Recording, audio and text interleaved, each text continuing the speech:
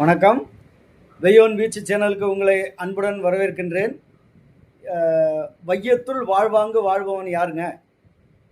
வையத்துள் வாழ்வாங்கு வாழ்பவன் வானுரையும் தெய்வத்துள் வைக்கப்படும். இதாங்க இன்றைய குறள். இந்த குறள் இல்வாழ்க்கை அதிகாரத்தில் வருதுங்க. அப்படின்னா இல்வாழ்க்கையை சரியான வழியில் நடத்துபவனே இந்த உலகில்